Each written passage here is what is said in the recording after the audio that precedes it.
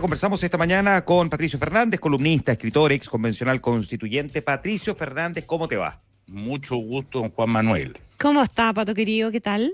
Bien, ¿y tú, Connie? Muy bien, muy Qué bien. bueno. Oye, Pato, recién estábamos revisando en el DF en Infinita con José Tomás Santamaría los aspectos más económicos, si tú quieres, para conmemorar o recordar este 11 de marzo, que es el día en que parte finalmente el último cuarto del gobierno. Como decía ayer la ministra Aysén Echeverri, todavía queda un 25%.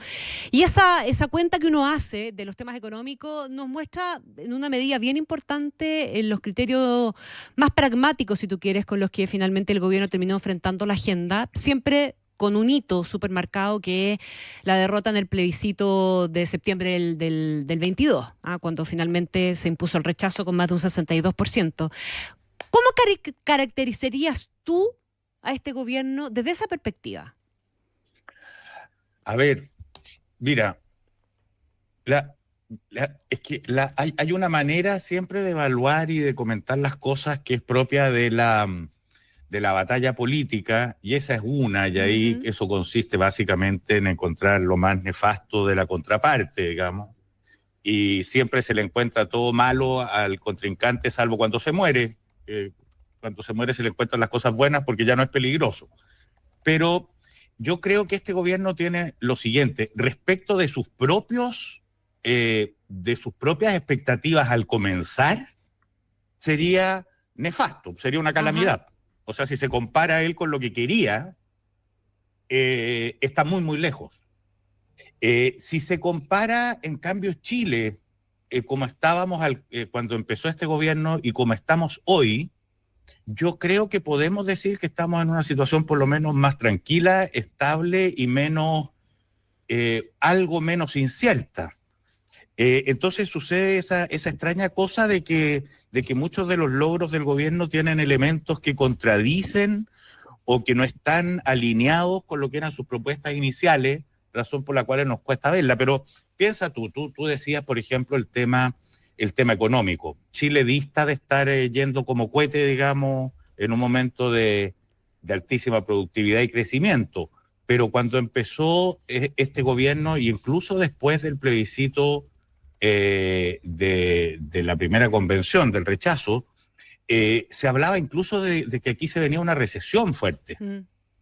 Y no ha sido lo que ha sucedido. Si tú piensas, por ejemplo, efectivamente, el Frente Amplio y las propuestas de Gabriel Boric no tenían en el lugar que tenían la seguridad. Iba a terminar el gobierno con un ministerio de seguridad y con unas policías modernizadas, como yo creo que por lo menos en su infraestructura, en su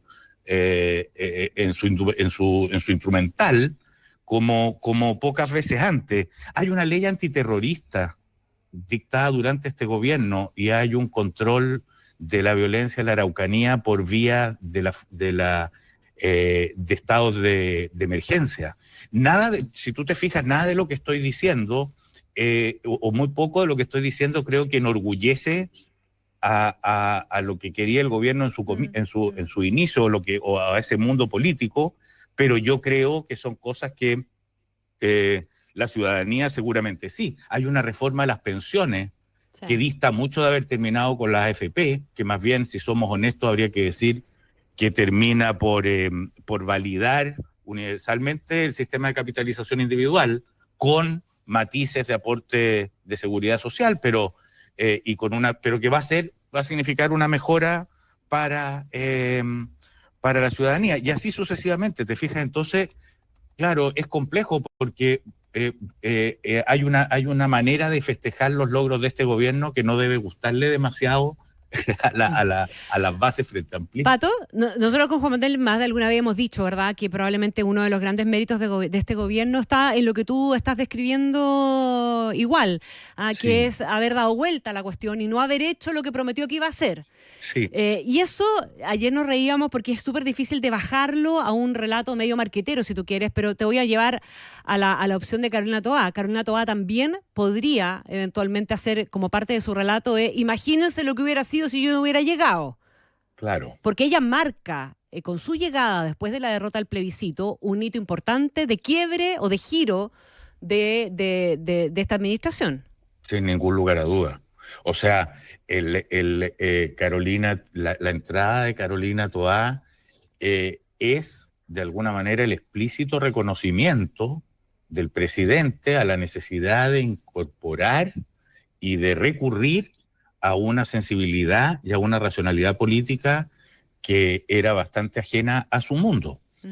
Buena parte, mira, hay una, es que si uno hace recuerdo acá de algunas cosas, pero esto también me dan ganas después de convertirlo en loa, digamos, porque creo que en tiempos muy móviles la flexibilidad es un talento, la capacidad de corregir es una necesidad hoy día, es una necesidad fundamental, porque lo voy a poner en términos más o menos profundos, porque no está claro cómo va a ser mañana, porque no están clarísimos las nuevas dificultades de pasado mañana. Y pasado mañana no es una manera retórica de decirlo, los cambios no se producen en décadas, ya sabemos, se producen en semanas.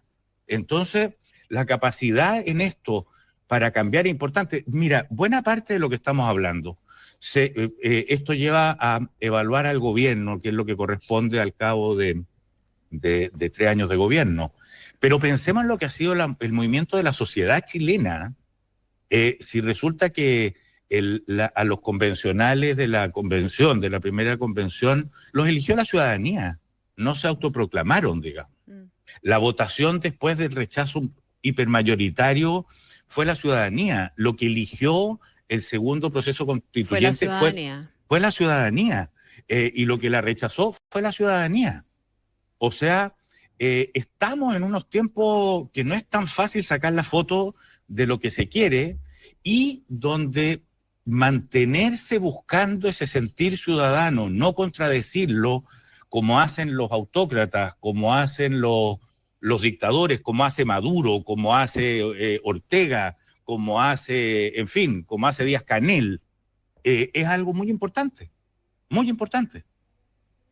Estamos conversando con Patricio Fernández a propósito de este día 11 de marzo. Por lo tanto, Pato, el gobierno tiene que empezar a diseñar, y esa es una pega que se supone ya están haciendo, esta suerte de legado. El legado suena una cuestión como tan apoteósica, tan grandilocuente, pero finalmente se traduce en qué digo de lo que hice, cómo comunico finalmente lo que hice para convencer a la ciudadanía de que hay cosas que se rescatan de mi gestión. ¿Por dónde debiera ir ese relato, dirías tú? Pensando que además todos los últimos años de gobierno son años electorales, ¿verdad? Sí. Yo, si patuadamente tuviera algo que recomendarle al presidente, dado justamente de que su último año es un año electoral, una de las cosas que procuraría es pensar en la propia estampa y en el recuerdo del gobierno, y no en liderar ni solucionar los problemas de su coalición, ni de su pretendida alianza política futura, donde van a pasar muchísimas cosas, así como están pasando en la derecha. Y porque además este va a ser un año en el que él va a estar solo, va a estar mucho más solo. Muchos de sus cercanos van a abandonarlo para preocuparse de sus propios intereses y sus propias candidaturas y sus propias campañas, y etcétera, etcétera. ¿Cuál podría ser entonces la estampa, el legado, lo que deja Boric? Por una parte van a estar algunos de sus logros. Yo creo que uno de sus logros es haber resuelto el tema de la reforma de las pensiones, que llevaba, ¿cuánto tiempo lleva esto? 20 años.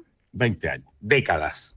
Y por lo tanto es un logro, porque más allá de responsabilidad de apuntar para acá, apuntar para allá, en los gobiernos anteriores que habían hecho el esfuerzo de conciliar voluntades para sacarlo adelante no lo habían conseguido, y aquí se consiguió. Eso es un logro.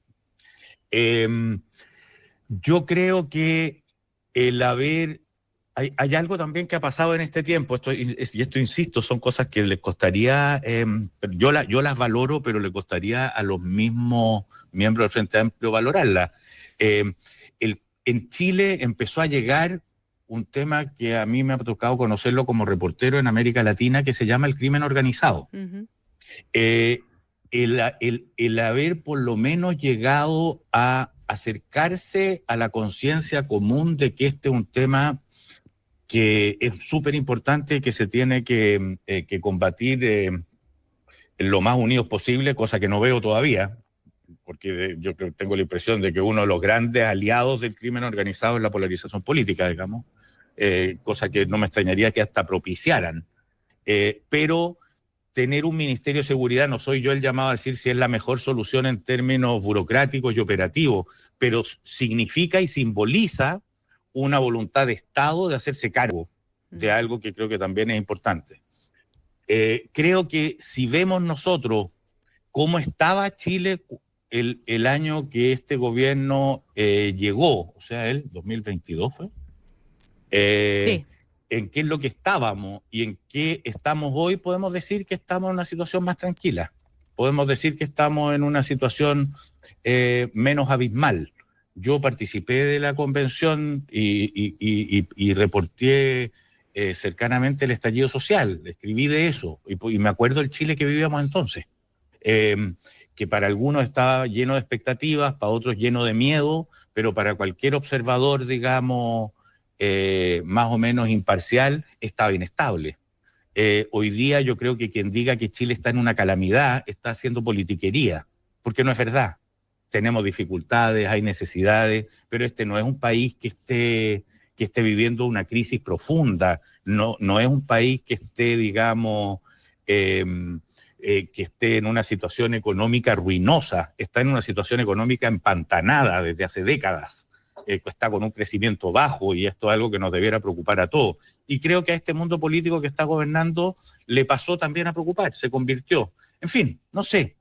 Ahora, ¿un mega legado? No veo un mega legado. Veo la administración del ingreso de una nueva generación en la discusión del poder. Veo una manera de ir lidiando con un rebaraje de las fuerzas políticas y una amplísima dispersión, que ya no solo tiene 20 y tantos partidos en el Parlamento, sino que tiene al interior de la derecha dos, podríamos decirlo así, dos coaliciones. Al interior de la izquierda, claramente no es una izquierda. El Partido Comunista son dos partidos comunistas, uno en el gobierno y uno en la oposición. El Frente Amplio deben ser varios Frente Amplios, uno socialista democrático y otro un poco más procomunista. ¿Cómo estas cuestiones se van a ir barajando y administrando? Vamos viendo, pero hasta aquí no hay calamidad. Ya, déjame preguntarte ahí, siguiendo esa lógica de argumento Patricio Fernández, el presidente Gabriel Boric es un presidente que, claro, con la musculatura que desarrolla a partir de la experiencia y el ejercicio del poder, pero al mismo tiempo confrontado a esa realidad de los hechos que tú mismo estás describiendo del Congreso, que le ha tocado el fracaso del proceso constitucional y todo. Es un presidente que tú definirías ahora, hoy políticamente, ¿de qué manera? Porque hay quienes dicen que se terminó convirtiendo de alguna manera en la práctica hacia el socialismo democrático, o es una figura socialdemócrata. ¿Tú dirías que es hoy Boric más socialdemócrata que ayer? Sí, sin ningún lugar a duda. Ahora, mira, pero pongámoslo incluso en términos menos ideológicos y más pragmáticos todavía. Ideológicamente yo creo que sí, sin lugar a duda. Ahora, yo lo conozco de antes y sé que siempre ha sido, aunque lo traicionaran a veces, no sé, antes arranques juveniles, siempre ha sido Boric un personaje más bien moderado. Yo recuerdo todas las elecciones en Convergencia Social que él perdía. Él era el líder, o sea, él es el fundador de un partido donde siempre ganaban otros más ultrones que él. O sea, él siempre fue de esas alas. Pero voy a tu pregunta concretamente. Si tú te fijas, el gobierno, o sea, cuando ponía, por ejemplo, el ejemplo del Partido Comunista, ¿cuál es el distingo que hay ahí? En que esa facción, el quiebre son justamente los del gobierno y los que no están en el gobierno. Los del gobierno son los moderados y los del gobierno son los enemigos de Jadwe. Yo no tengo muchas dudas que básicamente el frente amplismo que está en el gobierno devino más próximo al socialismo democrático. ¿Y por qué? Porque es bastante indesmentible y evidente que los pilares de este gobierno provenían del socialismo democrático. O sea, las grandes bases estabilizadoras de lo que hemos vivido venían de allá, y yo creo que el frente amplismo que le ha tocado convivir con esto aprendió de ello. ¿Y cuáles serían esos soportes centrales? Bueno, el Ministerio de Hacienda, el Ministerio del Interior. Terminó estando dentro de esos pilares justicia y dentro de esos pilares express. No sé qué más se puede decir al respecto. Ya, ahora, lo que sí le criticaban al presidente Boric es que al menos discursivamente, pero el discurso de un presidente, la retórica de un mandatario, lo que diga un gobernante siempre tiene un cierto impacto, es que en la mañana era Lago y en la tarde era Allende. Y que había una cierta bipolaridad política también en su retórica. Claro, yo creo que más que una bipolaridad política, también en esto hay un proceso, y los procesos no son cortes inmediatos y automáticos, sino que son pasos paulatinos y crecientes. No tengo duda de que Boric, a lo largo de su mandato, el presidente Boric ha ido reconociendo el valor, el talento, etcétera, de quienes lo antecedieron. En otro momento, él se limitaba a ver todo eso que no le gustaba y a poner sus expectativas y sus sueños como la luz más rutilante de su existencia. O sea, sus deseos como lo que lo determinaba y definía. Mientras más magníficos sean mis deseos, más magnífico soy. En la medida en que se ha sido presidente de la República, supongo que pasa a reconocerse, mientras mayores y mejores sean mis logros, más vale, digamos, mi trabajo y mi gestión. Y se ha visto él expuesto a ser comparado no con sus sueños, sino que con sus antecesores, y eso le ha merecido respeto y yo creo que ha evolucionado. Y claro, yo creo que el Frente Amplio, que es una generación que llevó, por una parte, a renovar la política, a incorporar a una generación completa, una parte que a mí me frustra, pero que bueno, evolucionó, es que buscó más en el pasado sus grandes ejemplos. ¿Por qué te frustra, Pato, eso? Porque creo que estamos en unos tiempos de tal transformación, que esto es lo que yo espero de Carolina Toá, dicho sea de paso, que es darse cuenta que justamente estamos en unos tiempos tan nuevos, tan vertiginosos, de transformaciones tan extraordinariamente significativas, digamos, que hay que poner mucha inteligencia y talento a volver a leer la realidad, a aprender del pasado, de las cosas que no funcionaron, y a plantearse retos que son atrevidos. O sea, estamos claros, cualquier persona que estudie historia, que mire con mediana tranquilidad, digamos, el acontecer histórico del mundo, sabe que el socialismo se cayó a fines de los 80 y comienzos de los 90 porque fracasó. Es un modelo que no funcionó. Sirvió para mutar y corregir muchas crueldades o desatenciones del mercado salvaje, digamos. Pero evidentemente no un modelo. Y ese modelo era lo que determinaba ser de izquierda. Entonces, ¿qué es ser de izquierda hoy día? Si acaso queremos seguir con esa palabra. Bueno, eso invita a pensar de nuevo, a liberarse de muchas trancas y de lugares comunes. Evidentemente, una persona que desea, qué sé yo, los mayores niveles de justicia y bienestar de su población, no tiene como modelo ni a Venezuela, ni a Nicaragua, ni a Cuba. Más bien tendría que tenerlo como sus grandes adversarios. Algo de lo cual alejarse y repeler, porque son autoritarios, dictatoriales, empobrecedores, etcétera. Eso lo vemos, está ahí. Entonces, ¿por dónde van las rutas? ¿De qué se trata? ¿Cómo rescatamos, cómo vive la iniciativa individual? ¿Cómo se vuelve a pensar el mercado del trabajo? ¿Cómo se incorporan, cómo con partidos que ya no representan a la ciudadanía y que nacieron constituidos por una ideología del siglo XX en un eje que ya no funciona, cómo esos partidos se reformulan y sirven por lo menos como maquinaria, digamos, para movilizar ideas nuevas que muy probablemente no van a venir de ellos mismos. O sea, son muchos los retos. ¿Pato? Imagínate tú que Carolina Toá fuera la candidata del PPD. No llega ni a la esquina y no sirve para nada, digamos. Tiene que ser más bien la representante de una cultura que se busca. Pato, ¿y qué te dice de esa mirada que estás haciendo del desafío finalmente, lo que hay hoy día en la carrera presidencial, los exponentes que tenemos hoy día puestos en la carrera presidencial? Los exponentes que son los que estamos viendo y unos cuantos que terminaremos por ver. Sí. Porque Yo creo que nos muestran en primer lugar, primero, a ver, nos muestran la aparición como de nuevas.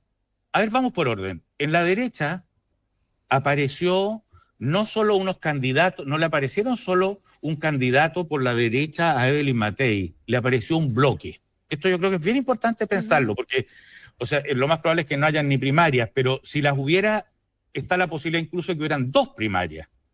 O sea, que hubiera una de los cacá. Kaiser Cast, traduzco. ¿Cuál sabe dónde poner el acento? Y otra, digamos, de la Evelyn Matei con otros, que anda tú a saber quiénes terminan siendo. En la izquierda, o en el oficialismo, o como sea que se llame, está Carolina Toá, está esa cosa rara, esa cosa inexplicable que este coqueteo del Partido Socialista por no entregarse de una a lo que a cualquier ciudadano le resulta evidente, que es que su candidata es Carolina Toá. Imagínate que pusieran otro a competirle adentro, solo hablaría de las miserias de la política, digamos. No, y de otro de afuera, como Claudio Rego, porque es uno de los nombres que está dando vuelta. Más Claudio Rego es alguien que creció con Carolina Toá, además, son hijos de una misma historia. O sea, que Claudio Rego fuera un obstáculo, o Claudio Rego debiera ser completamente parte de la órbita de Carolina Toá. Y lo digo incluso de otra manera. Y si Carolina Toá no prendiera y en el camino corrigieran, y Claudio Rego, qué sé yo, se propusiera como una tabla de salvación, o Michelle Bachelet, es obvio que Carolina Toá debiera estar con él, es obvio, generar ahí como demasiado, es parte de la amplitud que tiene que construirse ahí. La izquierda, el partido, o sea, creo que aquí hay un gran tema, hoy día hay un gran problema que tiene el PC, porque, y ese problema del PC irradia, porque una cosa es Janet Jara, que es PC gobierno, y otra cosa es Daniel Jadwe, que es PC opositor. Muchos dicen, están comentando en esa órbita que es imposible que se va cayendo la posibilidad de llevar a Janet Jara, porque tendría mucha resistencia interna y al mismo tiempo sería difícil Jadwe, y que podrían pensar en Carmen Hertz, ponte tú. Bueno, Carmen Hertz también es del ala de la oposición al gobierno. Difícilmente muchos de los que votarían por Carolina Toá podrían votar por Carmen Hertz. ¿Cómo se va a ir resolviendo esto? Es algo por ver, no lo sé. Yo todavía, a mí me cuesta, si bien el mundo de Carolina Toá está muy esperanzado en que haya una buena primaria, yo todavía no apostaría que va a haber primaria. Creo que falta por ver todavía. Una última cosa, ¿crees que a Carolina Toá se le hace complejo sacar adelante su campaña, su candidatura, considerando que es una figura indisolublemente amarrada a la de este gobierno, con lo bueno pero también con lo malo? Es que Carolina Toá es una figura bastante indisolublemente amarrada a la historia de Chile desde la recuperación de la democracia, y si queremos ponerle prehistoria, desde la ruptura de la democracia que termina con la vida de su padre, que fue ministro del Interior. Claro.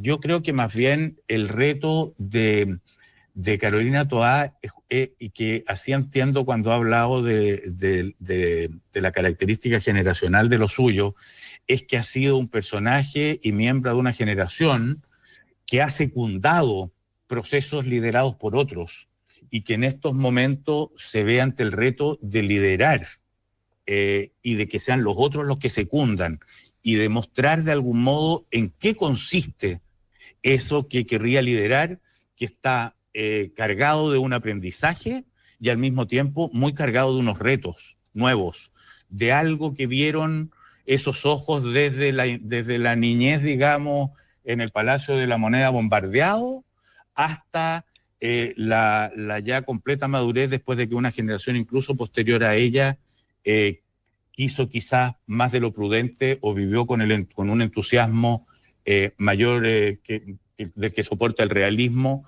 y cómo ella también trae acá ya no viejos cuadros, no solo viejos cuadros, sino que trae acá esas nuevas sensibilidades que vendrán, supongo, de la cultura, del emprendimiento, de las ciencias, de la tecnología, y que tienen que ser escuchados para volver a pensar soluciones al país que estamos viviendo. Y soluciones, dicho sea de paso, muy pragmáticas, muy concretas, y que se vean también prontamente. O sea, cómo prometer ya no grandes y difusos sueños lejanos, sino que modos de convivencia muy concretas que resuelven problemas muy actuales y que nos inviten, digamos, a ponerle energía a este país que no está en ninguna calamidad, pero que le vendría bien un remesón. Patricio Fernández, columnista, escritor y ex convencional constituyente, conversando esta mañana con nosotros en Ahora es Cuando, aquí en Infinita. Pato, muchas gracias. Un abrazo, Pato, gracias. Un gusto, chao. Chao.